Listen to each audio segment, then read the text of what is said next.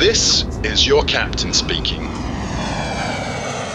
Welcome back to This Is Your Captain Speaking, the podcast where we're giving you access to New Zealand's top technology executives and their stories. This week we're catching up with Nick Cahill, who's the VP of Engineering at Visa. We're going to learn from him about the evolution of working at a startup, the acquisition by Visa, and the systematic approach that he uses to be able to ensure that he's productive and what you can do as a leader to be able to emulate that. Hi, I'm Julian Lambert. I'm one of the directors at Potentia. We're the largest technology recruitment company in New Zealand, and I run the leadership search. Oh, nice to meet you, Julian. I'm Nick Cahill, and I am the VP of Engineering for a small company that you might have heard of called Visa. Oh, yeah. 30,000 people around the world at the moment. I've been doing that for 5 years, but it's not really where I expected to ever be. But that's where I've landed right now. Sounds like an intriguing story. Yeah, for some it sounds intriguing. We'll see. So I mean, what's on your mind at the moment? You've got an organisation of 30,000 people. How big's your kind of team? My team in New Zealand is about 250. Right. There's about 350 technologists. I've also got a small team in Bangalore, small team of 60 people, which is good fun. So we deliver software in the value-added services part of Visa. So we are a software SaaS offering, and that's what we do. That's a specialty. That's certainly the theme of my career as well. Yeah. But in the Visa world, obviously Visa does a lot more than that, but part of their strategy is to diversify the revenue streams, and that's where we fit in. Nice one. I mean, what's on your mind at the moment then? You've got this global team, right? Yeah. I know we've only been chatting for about 2 minutes, but it seems like the two letters of the alphabet that are most interesting in technology at the moment are probably going to come up. Yeah, well, definitely. I mean, it's I and A, right? That's right. That's right. But if we reverse that, we get AI. And thanks for the spelling tip. You said 2 letters. It is on everyone's mind. So it is absolutely on my mind. I'm hoping it's on every member of my team's mind. But that might be some of the challenge, really, is that some of the folks, everywhere, I'm not just pointing out my team. My team is big enough to have every kind represented. And you got those people that are blazing forward, telling us this is going to revolutionise everything. And then we've got people who are going to lose their jobs, apparently. And we've also got people who have very little clue what it actually means and aren't thinking about it at all. And those are Nick's team, don't worry about it. He's not talking about you. I'm not talking about you specifically, or am I? Tough crowd. What is that? How's this affecting the way that you're thinking about leadership and kind of the scale of this multi-country team? Yeah, I mean, change management has always been a big thing. We've just come through a massive integration. Part of that story was, we were an acquired entity that Visa bought approximately 5-ish years ago. So what was that entity? That entity was a company called Freedom, which was originally called SpendVision. So I'm sure we'll talk about that later. This is a long enough flight, right? It is. So where was I? So AI in that context, it's easy to frame it as just another change management exercise, because in reality, that's how we have to think about it. Correct. Because as I said, there's everyone on that spectrum, and some people don't need to be told it's changing, and some people don't need support, and others certainly do. So that's how we're thinking about it. We're thinking about what is our change management strategy to drive this. And for us, it's twofold, right? Like, you can think of it as, how do we get agentic AI or AI features to our customers, add customer value? That's one big part. And to be any relevant business these days, you should be thinking about that if you're in the software industry. Absolutely. And then, of course, there's the internal optimization angles. So how do we deliver software differently? What does it mean to our day-to-day processes? Everyone seems to have narrowed in on software engineering and coding as like the warmest and most fertile ground.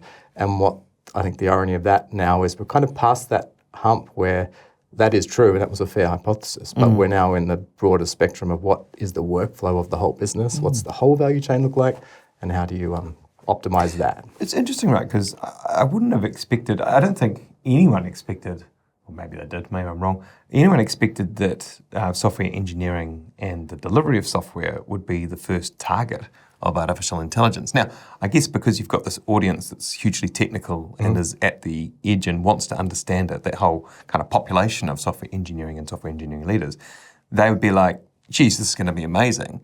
Do you think that that's why it was kind of one of the first cabs off the rank, or was it really low-hanging fruit? What do you think? I think it's definitely two big points. So the first one is what you said. It's the technology crowd is always going to be the fastest to have those front of the curve adoption people driving, and so there's a lot more, thirst for long time learning, career learning. Again, not everyone, but there's enough of us in that group to really push that faster than other industries would, because we're used to that style of change and adoption, right? It's not just it's AI. just the next step in the evolution, right? Because that has been the automation, the technical nature of the tooling and the processes and the systems.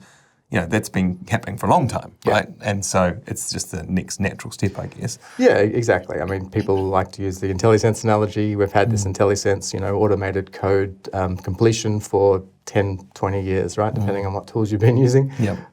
And you can argue this is just the next evolution of that. Of course, I think that's oversimplification, and there's a lot more to it. But, to your point, it's an evolution. Second big pillar of why technology or coding specifically gets pulled in is because these models are great with two things, right? They're great with language because they're large language models, but those large language models can also be applied to something that we have readily available to us, huge amounts of code data, and it's available in public repositories, and hence you can train some stuff really fast. So you get those two factors. It's suited what we do as software developers, and we are fast adopters, or at least some of us. So the hurdle's low, right? Exactly. It's, didn't seem it, but I guess that makes intuitive sense. Yeah. So these models can, do parts of our job for us, and it really is making life very different. And people are, I call it a constant search for relevance, right? A constant struggle for relevance. Yeah, I had a nice metaphor was kind of supplied to me. It's like those who are in industries or verticals that are getting disrupted quite quickly, you just got to kind of be this flotational device that kind of sits on top of things. And you said the search for relevance, so you're kind of scrabbling around on top of your little flotation device and figuring out where you can be most relevant before you sink. Is it? I mean, that inspires quite a lot of fear in people to kind of think about those things.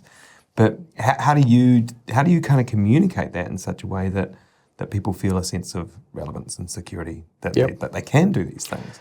Yeah, well, I think going back to the change management theme, it's really recognising that you've got different cohorts in your group, and some of them absolutely feel that fear, and there has been, I'll call it restructuring around the edges that the whole of the world is doing, and Visa and every company trying to stay relevant is doing the same thing, and that is where you meet these people where they're at, and you've really got to say with, I'm quite direct and can be direct, so I sort of try to tell the team as it is.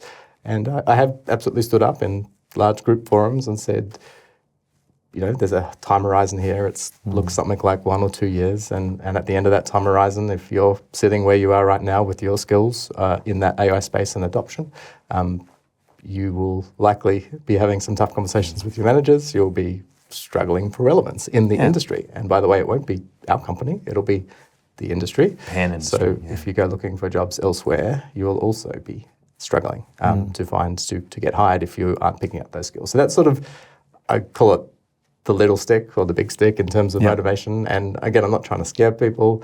I'm really trying to activate some, gain some momentum for those who haven't got it yet. But also participate in your own success, right, or rescue. Absolutely. And it's interesting because I was talking to a fellow, a friend of mine who's an exec in a large construction company, and we were just talking about kind of the adoption of skills as a leader, and we're not talking about software engineering here. We're talking about just plain old executive decision making, and said, he said, should I be thinking about these things? And I said, absolutely. Like, it doesn't matter which industry you're in. If you're not thinking about and do something about it, you have fallen behind. Not you're falling behind, you have fallen behind. And that you just got to kind of take that to heart and be like, okay, cool, I'm going to change the way I think about these things. Yeah, no, exactly. So I'm just going to say the second part, obviously, the more carrot view is just showing people examples of what the teams that are really driving the front edge of this are doing, and getting champions groups across the organisation and outside in the wider industry to just show and tell and share and ride the enthusiasm that some of these groups have and the success, so that you can sort of replicate it. And largely we're big enough at scale, both in Visa and in our NZ team, to be able to take learning here in software team A and give it to software team B, C, D, E, and F, and you get instant scale from one good adopted idea using something inside your workflow. And if you multiply those workflows by 5 or 10, you're looking at 20 teams, 10 ideas, that's 200x on improvements in areas where, and then non-coding areas. I mean, they could be coding areas, but to my point, our focus has moved from that to saying that's only a small percentage of what we're doing day to day. Everything else is the bigger percentage. Let's focus there for a while. It's interesting, because that whole, you talk about change management and the leadership of change, and that kind of component there sounds very similar to any other kind of new initiative that's kind of coming in, right? Yep. It's like, hey, I mean, Agile's a little bit of a dirty word now, but you think about the historic adoption of Agile. It's like, hey, don't try and go right across the business all at once. Like, think about the process delivery change that you can do with one team. Showcase the improvements, collect the data, and feed it off to other teams, and they can start to experiment with those things. Completely. And that kind of approach is going to be relevant for anything. It's like, we're going to change the nature of this delivery team, or the tooling that they're using, or where it's based, and those sorts of things. It's the same thing. I think that the really cool thing about that is that once you're showing someone, actually the leap is not massive here. Like, here's the paint by numbers approach to get you from what you're doing now to what you want to do in the future, or what the organisation needs you to do. And when you're doing that, that starts to reduce that fear, right? Because the hurdle seems much lower. Or there's a kind of more of a prescriptive approach to like doing these things. I guess it's also the nature of, not to talk about culture too much, but if those people are feeling incentivized and safe to make mistakes, then that's a big thing too, right? How do you create that? Like, how do you create that? Because you talk about the stick and the carrot, that's true, but the practices, the values of the organisation, the decisions that are made, or that people see are made, that makes them feel confident or safe or happy to take a risk, right? Exactly. Yeah, I mean, one of the key things that we've had to do is sort of get rid of this mindset. I mean, you mentioned mindset, but this mindset that says, I don't have the time to learn AI or adopt these new workflows. It's this one of my most influential champions inside the business. What she says, I don't know if she coined it, but she certainly repeats it a lot, which is great, is use AI as a lens and not a lane, right? So you're not putting things through the AI lane, you're looking at everything through an AI lens. And it just slightly dissolves the mindset that someone says, I can't adopt this because I don't have time, or I can't adopt this because you haven't prioritized it for me. And it's like, that's not what we're really asking. We're asking you to be looking at everything you have, look at the tools around you, and just do that standard, what I call standard innovation. Link A with B, bring them together. And but having said that, to almost contradict myself, we do need to create that safe space and that bit of time to say there and recognize that there are pockets of the business that will do it really well and really fast because they've got that space and time or the leadership in that vertical. Others won't. It could be any ingredient of they're under too much pressure, which is hard to innovate under significant pressure, or sometimes it's a forcing function, either way. Yeah. Or they don't have the leadership that's bought in as much, right? And again, in these larger organizations, it doesn't matter how passionate I am or how advocate it helps, but if there's a couple of leaders below that are not as doing the advocacy job as well or as focused, that becomes a challenge to get the consistency. So you sort of build things beside them and then let them leach across. I guess you've got to have some incentive to drive that initiative as well. But that communication aspect is, I heard that saying. It's like in leadership, if you feel like you've over communicated, you've probably communicated just enough, yeah. right? Like, and it's that funny old thing. It's like you can have the right ideas and send the message, but if other people aren't advocating for that and spreading that message through the organisation as well, you're just never going to get over the hump, right? No, exactly. So, and it's just so layered. Like, you've got the CEO absolutely pushing the AI message in a very positive and proactive way, and it comes down in all different directions with all different incentives in a global organisation. And yeah, there's carrots and there's sticks and there's everything in between. But it's a good place to be. The investment is phenomenal as an investment Right. of money into AI and the tools. I Both can't, through actual resources, right, and then the time of all the people in the organisation. yeah, exactly. So So we're not just talking about AI here. So how did you kind of embark upon this journey? Because the role that you have now is kind of an uncommon one in New Zealand, working for a multinational with a very large multi-jurisdictional team. Like, was this kind of, like you said before, it's not really where you expected to land. Where did the journey start for you? What was the kind of the first step you were like, right, I'm going to go in my professional career, I'm going to go into some leadership. Yeah, I mean, I just repeat for dramatic effect, it was absolutely never the goal to be where I am right now. Like it's all circumstance. He's still enjoying it, Reza. He's still enjoying it. It was never my goal, but I've learned so much. It's probably my best. And yes, I'm enjoying many aspects of it, but like any job, love this part. This part's okay. This part not so good. That's my job too. I'm sure it's every one of your jobs. So where did it start?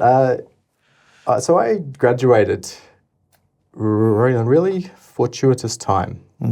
That was really bad sarcasm. That was the tech bubble where we had the 2000 crash, right? Right. So that's when everything was up, and it was probably the best time ever to graduate until 3 months before I graduated.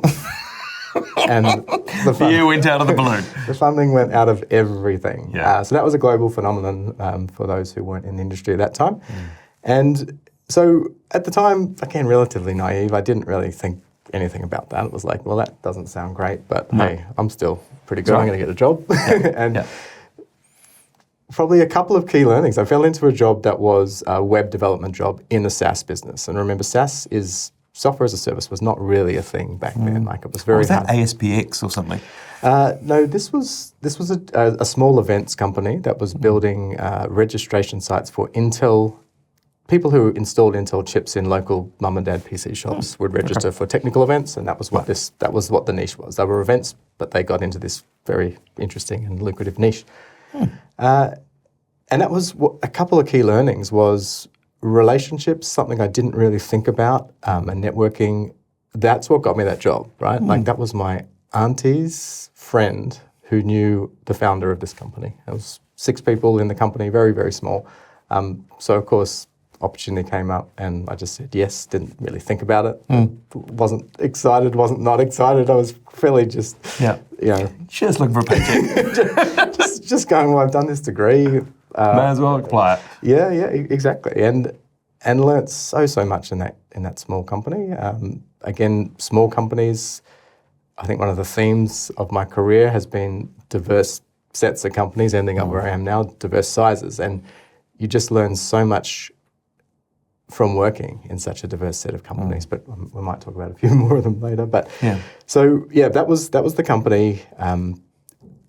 From there, I did that for a couple of years, and then decided I would do my OE, and just used, that's where I was going to leverage my software development skills, my web development skills as a contractor, and just did sort of very went over to the UK, did some contracting, and travelled 3 months of the year while working 9 months a year as a contractor. And that was very utilitarian. Again, I wasn't actively thinking about career much at all, like particularly when you take your OE, it's not a career focus. But I started to learn some things about myself where I always use the competitive advantage or comparative advantage view, right? And amongst other developers who were just developers, I was always the guy looking further up or maybe further down the value chain of where I was sitting and trying to just always understand, like, why did we make this decision? I know you've just asked me to build it, but I'll build it better if I know why. And a few experiences with some founders, with positive experiences where they would sort of, I just remember one day where the founder, I came up and asked him a question, just probably an annoying why question from like a 23-year-old kid. Yep. And he just looked at his mate across the room, his working colleague mate, and sort of, it was that look that said, no one ever asked me these questions. Was it a good look? And it was like, it was exactly that look. It's like, I'm shocked and I think I really like this, and it was like, and then I kept asking him, and then he sort of said, well, do you want to take a bit of the product definition role as well, right? And it's just like, sure, why not? So very early instilled that I don't I'll never be just a coder is basically what I learned in that piece. And one, because it's not interesting enough for me. Like I love it. It's a real challenge. But if you don't know why you're doing it and don't know why that value is going to be realized or how, one, you can't do it as well. But two, I mean, that's it. So my whole sort of career feels like me trying to move further and further up that value chain to really understand what's going on and how you can make more impact. But the inverse... I guess if you also keep asking that question, then you're going to be dealing with more and more senior people, right? Because the more whys you ask is the old 7 whys, right? Like that's when you actually get to the heart of whatever it is that you're trying to understand.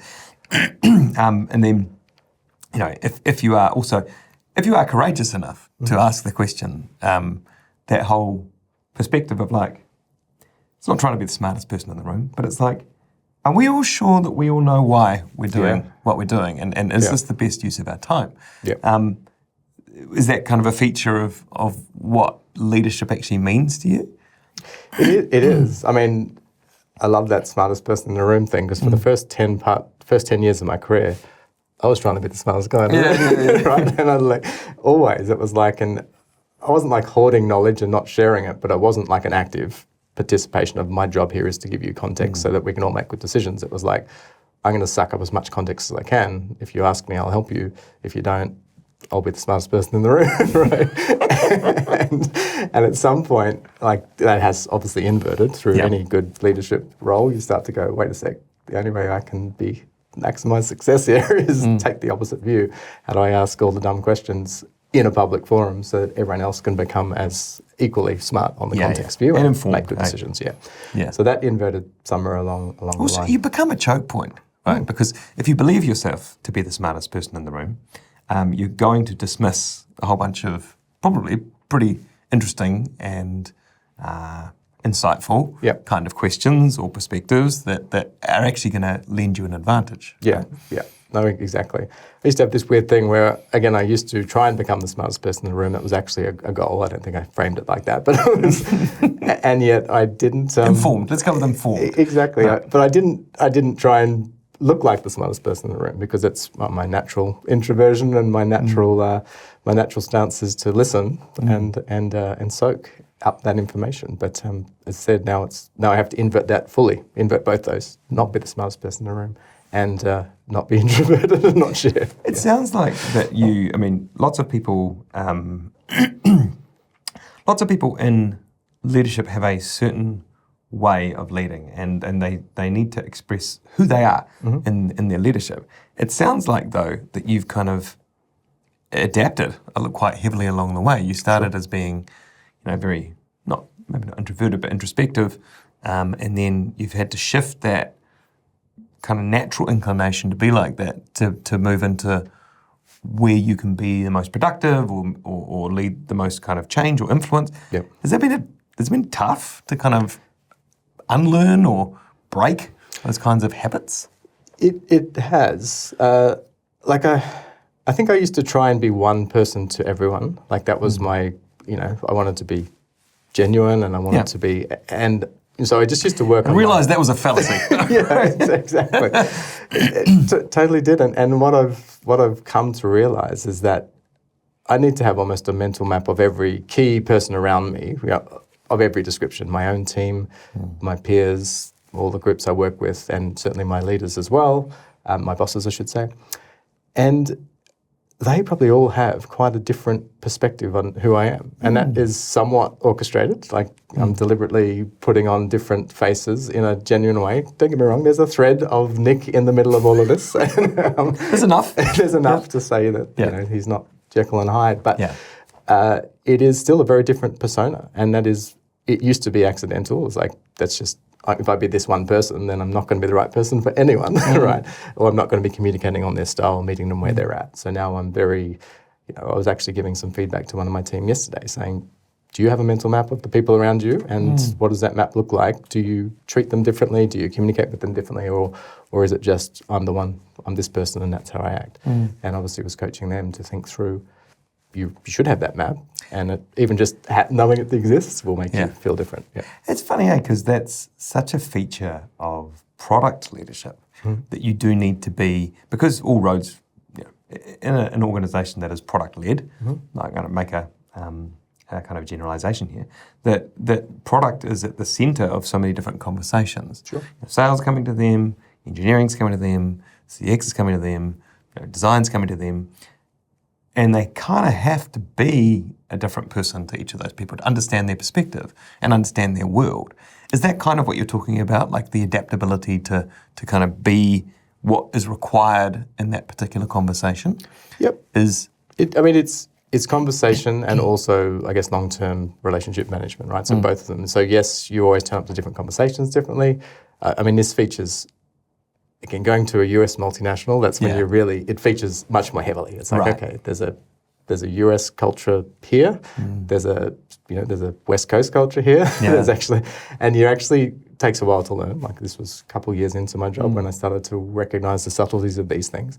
And then there's also hierarchy in there. Like there's different, again, Visa itself is a very hierarchical company, although the culture is not as hierarchical as the structure, right? So it's not an extremely hierarchical country, I should say. It's got enough people to be country. And hence it operates, you're allowed to talk to anyone and you're encouraged to sort of speak your mind for sure. But yeah, it is a feature of that map I was referring to before. It's certainly less about the situation and more about what is the long-term perception that this person's going to have of me and how do I influence that in a way that is beneficial for the organisational outcomes and of course yourself. Everyone in the picture. Interesting. So that's, Visa is a big, complicated organisation, and the style of leadership required there is probably quite different to a lot of the different types of roles that we see in the NZ tech scene.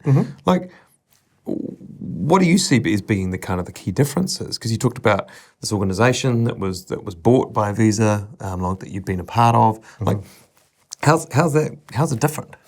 Yeah, so to do the quick version of that journey, we talked about my London career. Came back from London, moved to New Zealand because met my Kiwi wife over there. I am from Sydney in Australia originally. Could hardly notice, mate. Exactly.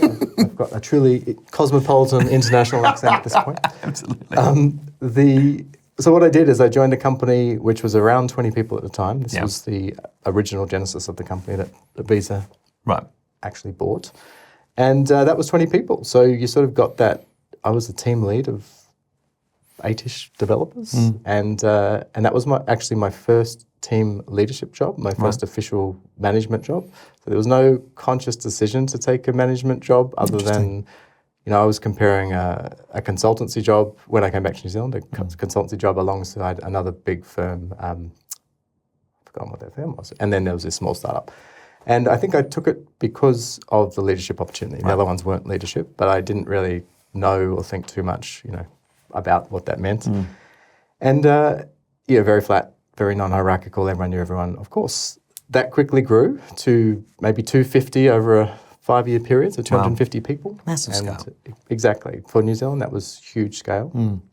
And took on architecture roles and leader roles there as well. So we can talk a little bit about how that changed. Only to take 5 years out of Freedom at the time and went into some CTO roles, so at much smaller scale again. So went back downstream to another company of about 20 people and also did lots of consulting work. So virtual CTO, fractional CTO. And that stuff was pure gold in terms of learnings, just industry learnings, working with founders who were amazing, founders who were the opposite of amazing, and everything in between, right? Because finding companies at different stages with different goals, like some are dressing themselves up for sales, some are just trying to scale up, some are looking for relevance and product market fit.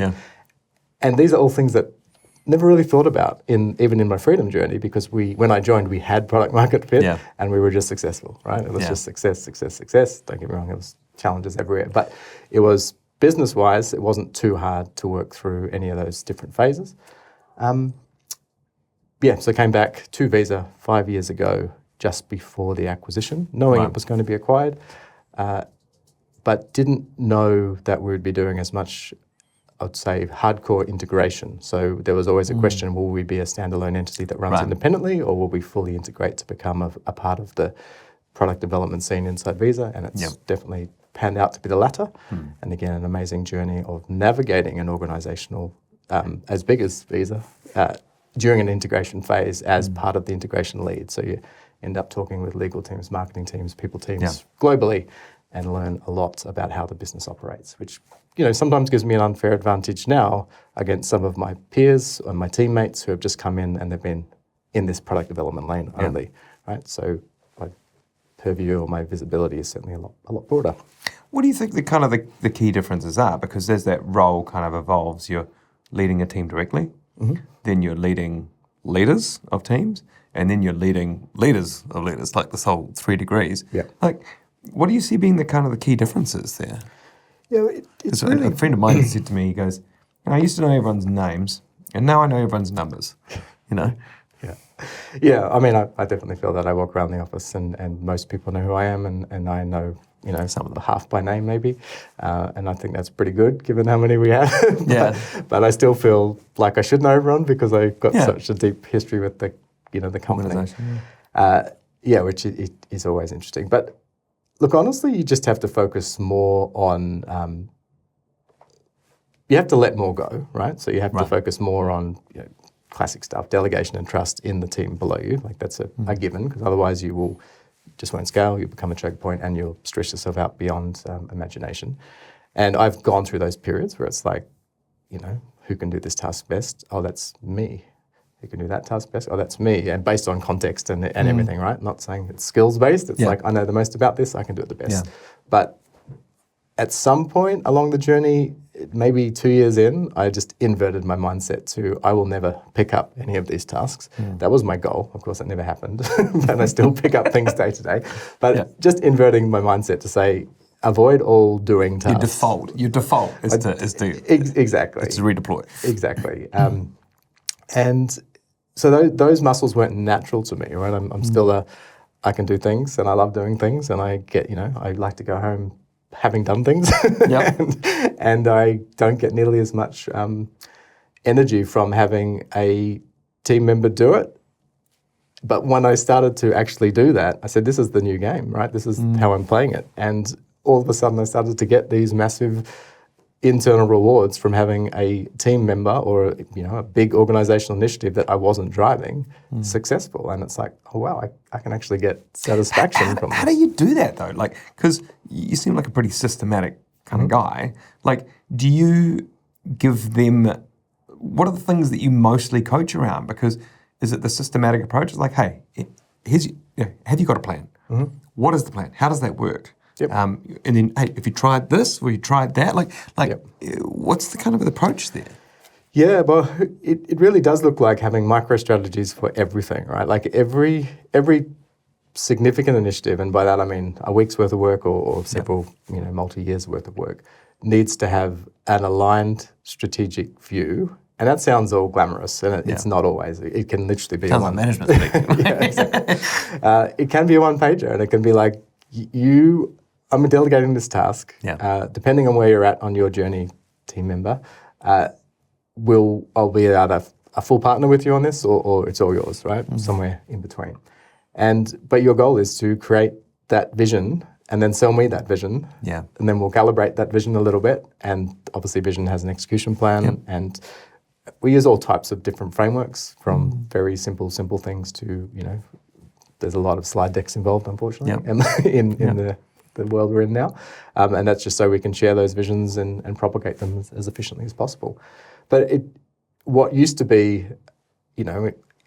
a 3-minute conversation with the founder of the company has now gone into, we'll take 3 days to get to the same position. But that's not, that sounds like overhead and bureaucracy, but it's actually necessary for scale. Exactly. Like how do you have an idea in your head and make 350 people and the people around them understand where you're trying to go, right? And we use... With patience. With patience, We use OKRs, and we use OKRs well. We've sort of had a couple of new folks turn up into the org who had some experience with OKRs, and we actually have some really good division-wide OKRs that we're driving, and we publish them, and they're very public. So that helps. We haven't got that down perfectly, but we're using very standard, well-known frameworks, and Visa became an OKR company about 2-3 years ago, I think, when we officially adopted that. So that's that whole kind of like, you have the macro frameworks, but then within that, with the individuals and the leaders that you're coaching up, you're actually looking at their work planning, and you're looking at the kind of the way that they think about things, they prioritize their time, and then you're getting them to feed that back to you. Then you can calibrate, give them some feedback, and go, cool, give this a swing. Like, try this. And is that kind of how that scaling is working? It is. I mean, we have an annual.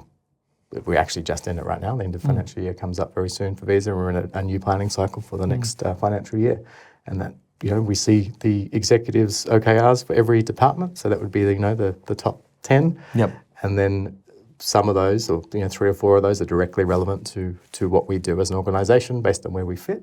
And then we are taking those OKRs, and we are doing a classic cascade, but in a non-rote way. I mean, I definitely see people doing it in a rote way in places, but in our world, we're actually very much contextualising it. We're making it as real as we can for the people on the ground, and then it goes. I mean, it does go through 7 layers. So there's 7 layers from that it's not the CEO, it's the president of Visa, all the way through to I guess the junior developer in my team. That's 7 layers. So vastly different though from like the small teams though, right? It is. Like, and then that patience, and it's you've got to kind of see all the pieces of the puzzle, right? Yeah, exactly.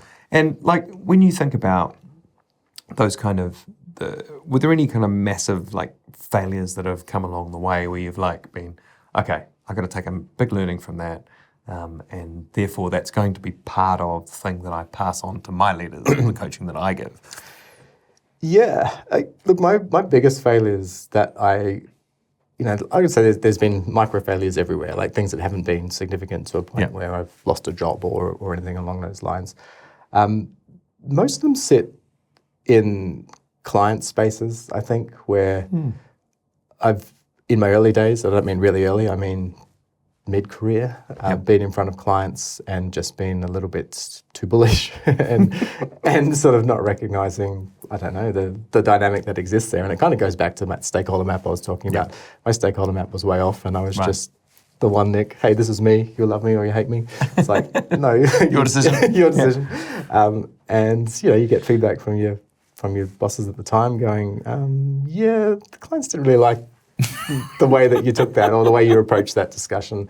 It wasn't it was, me telling them what I think, telling them.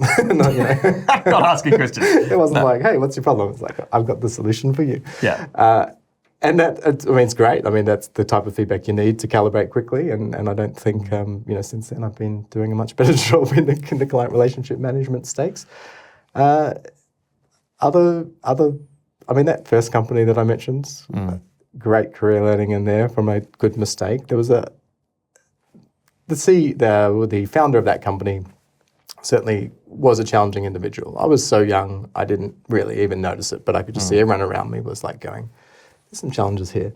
And there was a mini coup in there where they, which I was part of, decided that we would go and look to make a rival company that did the same thing, and maybe even look at some of the clients. And it was like, that was your first job. That was my first job. Wow. So you're like, this is some Machiavellian stuff, right? Like, this is the naivety at the time. Yeah. It's like I just joined the people that I liked, so and my colleagues, and I was probably easily influenced. Yeah. And I look back on that now and just go, it still gives me sort of little ethical pings to go, what would I have done if I was, at my current maturity level in that scenario? And I'm sure it would have been a very different outcome. But career learning's in there. Like, I got served papers at one point that sort of said cease and desist. It wasn't, I didn't go to court. It was just a bit of a threat, a bolshy threat. And it wasn't just me, by the way. It was that whole breakout group, of which was most of the company. And I still reflect on that and just think through the dynamics that allows that to happen, right? Both from a leadership perspective, and I'm not even looking at the founder and going, that was all you. I'm going, what happened here and here and here, right? Like, there's lots of people not playing nicely here and not communicating well. So, big learnings on sort of an ethical radar, and, just talk it through people. This is not too hard. And always had a view that the company owes me nothing, right? The company owes me nothing, I owe the company nothing. As long as our interests are mutually aligned, that's the goal. You're getting benefit from me, I'm getting benefit from you. And that type of mindset keeps me very grounded to... And objective, right? And objective, exactly. It's still just my mindset today. And as soon as, some people do come to you with requests, which are just sort of like, do you feel like the company owes this to you? Is that's how you're communicating this to me, or vice versa? And I'm always, as you said, very objective and grounded and professional, right? Like professional. I think that it's it sounds like your days are all over the place, and love to understand what that looks like. But what are the systems that you use in your planning and in your prioritization to ensure that you are getting through the body of work and you can be effective? Mm-hmm. Yeah, it's a big question. It is a big question, and it's just changed so dramatically. Like in my mid-career, early career, I didn't need anything. It was all in my head. I could do it just fine. It was probably a mixture of scale of what we were doing and my improved cognitive ability, because I'm getting very old. No, but as we've progressed, the scope has just got so dramatically broader to a day like today, where it's like, I could literally pick up 20 different things and start working on them, and that'd all be valuable. So you absolutely need a framework to assess the value, and it does really look like an urgency and importance style framework. We all know the 4 quadrants, and because Visa, like any good multinational, will have urgent stuff that is not important, and that does happen all the time. It's not a huge feature of what I do in terms of time commitment, but it's a huge feature of what I do in terms of interruptions.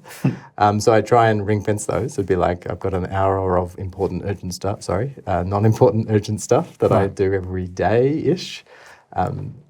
Sometimes it's Saturday, US Friday. Yeah, that's fine.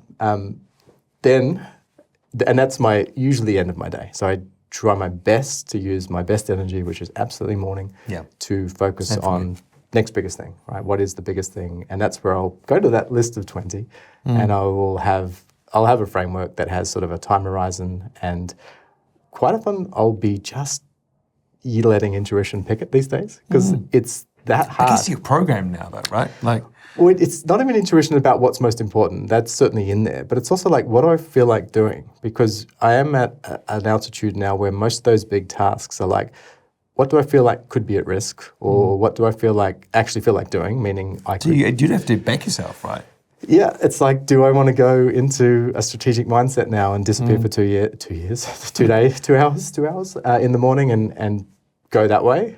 Do I have that energy, or should I go into something that looks like it might be catching on fire? And I can go down there? Self-awareness are attached to that, though, right? A lot of self-awareness to be able to where am I right now? That is the feature of the job at this point. It's like a consistent recalibration of where you're at, and it is a daily event where I'll be recalibrating where I'm at. Do you use anything? Do you use biometrics, or do you just kind of check in with yourself, or what's the process? Because it sounds like you've got a process. Yep. I've got fixed breaks where I will make sure I get, because I can extend my day, as in my effective day, by effectively balancing energy, right? And I think everyone knows this academically, and everyone's probably got a different routine. I know a lot of people know this but don't do anything about it. Yeah. You can kind of see them struggling, and it's like it's 12 o'clock and you look like you're been done, here for 8 hours. Yeah. So it is making sure that I get those breaks, so scheduled breaks and scheduled reset points. I don't hit it every day. I don't have the perfect day every day. No. Nobody does, but I do. Yeah, I do check in. I've got plenty of systems. I used to run effectively a GTD system when I started. I read that book really early in my career, and I've got now my own version of that, which is GTD is getting things done. Right. David Allen, I think, was the author. So that was the original productivity and personal system of organization book. Right. So it's still a classic. It's still worth reading. It's definitely dated, but the systems in there is how do you reduce cognitive load. Right. Just one more key book that defined my thinking on this was a book called by David Rock called Your Brain at Work, which is a very, very funny double entendre on your brain at work and your brain and how it works, right? Yeah. So it was a neuroscientist's view of a workday with this fabulous analogy of a stage being your prefrontal cortex and everything around it, like the audience was a different part of your brain, and it was talking about, it was a small stage, you can only have a few things on it, and it was all about balancing what's on stage and how you have a good show. And that was a framing of both, which appealed to me as a geek and scientist at heart, well, not at heart, in reality, computer scientist. And of course, how do you be productive and use something like a GTD, which was very nuts and bolts. It's like, here's a system, use it. This was like, why? And you complement those two books and you go, oh yeah, that's why that GTD things works. It's moving things off stage and having a trusted system of record that your brain can cognitively release what is known to be done onto either paper or system, and you can forget about it, comfortably forget about it. It's so interesting too. Like, I feel like there's such a complement of things here where you need the anecdote, you need the story, or you need the metaphor, which then is illustrated or systemized through the framework, right? Because you, for me anyway, I speak about myself, I want to emotively connect with the story or the metaphor because that makes sense to me. Yeah. But then I need to know from a systematic approach, like how I'm going to be able to do it. Totally. You know, and I think that either sometimes people miss out on the system because they get the principle, like got the principles, or I got the metaphor, that's good enough. Yeah. Or they just have the system and no real rationale behind why.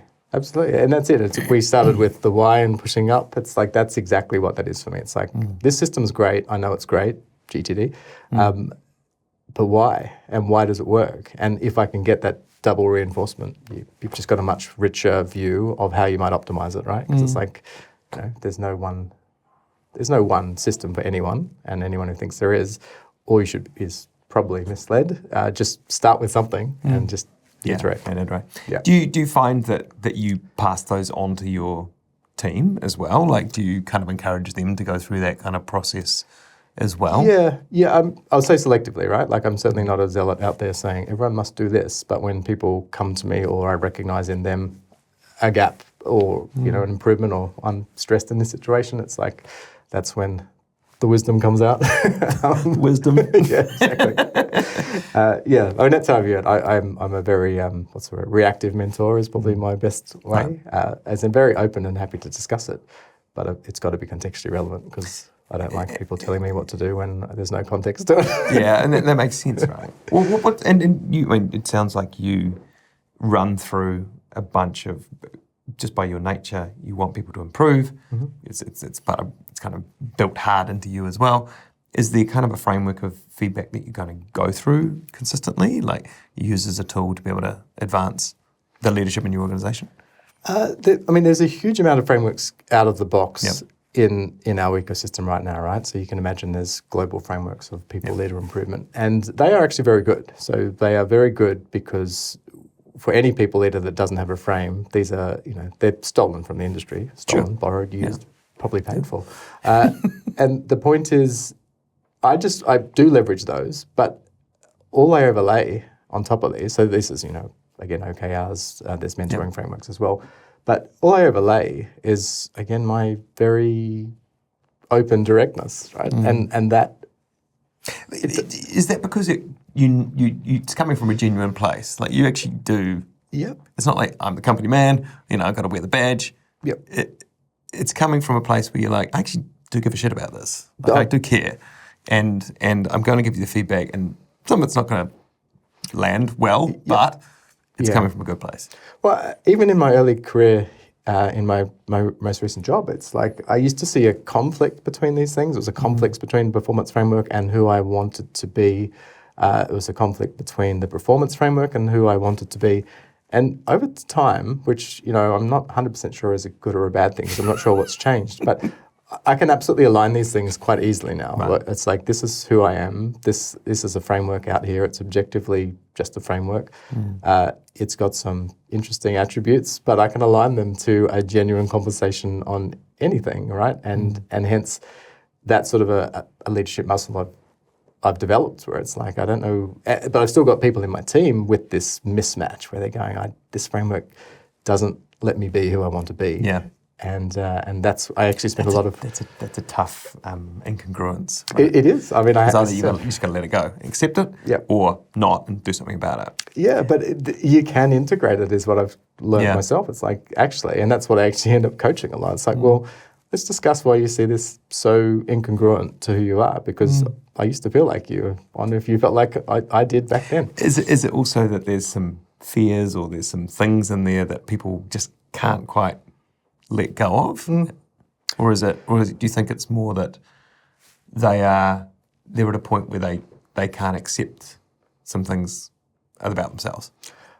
Look, I think if you're putting the leadership hat on, I think there's still common leadership challenge for everyone along their career journey is having tough, direct conversations, like the really tough ones, where it's like, this is not working out on this dimension for these reasons. And those frameworks expose those. Like, it's like, Jules, if I didn't want to have this conversation with you, I could avoid it because there's nothing telling me I have to have it. I can sit. But this framework and this approach or this system it'll make that conversation happen, right? Yeah. And hence it's a forcing factor to have the conversation that you probably should have had anyway. And I've just got super comfortable with tough conversations. I mean, I feel like that's always been an easier part of my career and giving feedback, even hard ones. Jeez, I mean, I talked to someone the other day, and they were talking about giving feedback being the thing that if you can do it as a leader, it's going to massively advance your ability to lead effectively. Yep. And she was talking about the fact that if you don't do it, you become ruinously nice. Yeah, ruinous empathy. And it becomes a problem because actually people don't grow. Yeah. And I think it's a difficult thing that everyone comes up against that gets into a leadership role. Yeah. Except if you're a psychopath and you don't have any empathy, right? Yeah, exactly. It's a balance. It should feel, I mean, don't get me wrong, it feels awkward, and I do, but I somewhat embrace the awkwardness. And if I've got feedback for myself, or maybe feedback I'm getting, what I call meta feedback, will be, I'm not giving enough positive feedback, right? So it's like, and I get that. I can go, yeah, I accept that. And that's, I like to tell myself it's because my bar's high and I expect a lot, so why are you looking for positive feedback here? But that's not really fair, and everyone works differently. What does my son say to me? He goes, honey gets a lot more bees than salt. Right. Okay. Yeah. And totally a growth area for me is still to recognize that. And it's back to my multiple personality types and different faces. It's like, I can't be one person to everyone. That person craves that feedback and needs it for growth. That person is like me and doesn't. And I need to adapt to that person for that person. Yeah. And that makes you effective leader. Well, when you kind of think about if you were to coach someone who was coming in to have the kind of leadership journey that you want to have, like, what's that cheat sheet for you? Be like, man, before you start, you need to think about X or Y. It's 100%. It hasn't changed from what the early career story I gave you, and also it hasn't changed in that period. Like, I'd give the same advice to the same people, which is look for breadth in what you're doing. Right? Who is going to thrive where we're going? It's the specializing generalist is going to thrive. Someone who can do something really well, but has a whole broader view of the picture. One of our grads asked me at lunch the other day the exact same question. It's like, what would you advise? And I sort of said, well, how much time are you coding? And she said, a lot, more than 50%. I'm going, well, try and balance that out and go and work out which are your other areas of passion in adjacencies and push in that direction. So whether that, again, it could be anything. You could become more of a product is the obvious one, just go upstream and understand exactly why and challenge and improve the processes that are outside of your current purview, and just keep repeating that. And one that gives you sort of a view at a career journey without committing to anything. But it also, as I said, whatever parts of our roles get replaced bit by bit, which will happen, the generalist that can pull those things together in any cohesive way is going to be in a much better position than the specialist who isn't needed. It's interesting, right? Because there is that whole, it seems to be a thread throughout your career, which is like, I'm just going to keep experimenting. I'm going to keep asking questions. I'm going to keep doing those kinds of things. And I think that there's a lot of people who are coming into the workforce that think the goal is to get the job. Mm-hmm. And sure, it is. Certainly there are very different employment options right now than there historically have been. And I do mean different. I'm not going to trying to make that sound nicer than it is. That whole, once you're in, now it's not a case of just doing the job. It's going, okay, so what is the impact here that I can make? And actually, what is over there? How can I understand that audience? Or what's the view on this? And how do I check in with someone who's more senior, who's got more experience, to kind of get the understanding or the framework, or what's the cheat sheet here, right? Yeah. And I think that there is a lot of people come in and they, especially I imagine in a large organization, they kind of go, I'm just a very small cog inside a very large machine. And actually what I do doesn't really matter that much. But it's that kind of, so well, actually, how do I make it matter? Yeah. How do I take control here? How do I figure out actually what the real value is that I'm providing, and then orchestrate a better path to that, right? Is that kind of the encapsulate, and then naturally you'll kind of step into more leadership because you're actually taking control. Yeah, it absolutely is, right? And again, an addition to that strategy would be not just follow interest or go in places that are adjacent, but look for problems in those adjacencies, because that's where someone will see differentiation and gives you that much better chance of being both recognized and given more and more, right? So people who take on more get given more. That's both a risk and a massive privilege. It's the old classic, you want something done, give it to a busy man. Yeah. Or busy woman, sorry. Yeah. So I think that encapsulates it really, really well.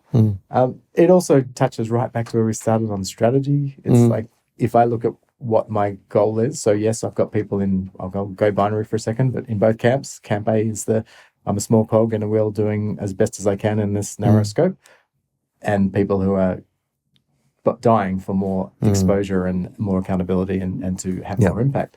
And my goal is really to make more people move from Camp A to Camp B and have in a really firing startup, like everyone's in that Camp B. Everyone is thinking about how can I make impact, how can I overlap? Obviously, as you get to scale, you get many, many more. I won't give you percentages, but it's not as pretty as I would like it to be, where you've got many more people in the cog mindset. So how do we inspire? How do we engage? How do we ensure opportunities are there for those people to move into Camp B and to tell their own story, right? Yeah. But we still have a lot of them in Camp B, which is great, and it's what keeps me going. Yeah, seeing people transfer occasionally based on something you may have had a hand in is a real rewarding outcome. Awesome. Well, thank you, Anne. Thank you for talking about your journey of leadership. Thanks very much. Thank you very much. Nice. Cheers. This is your captain speaking.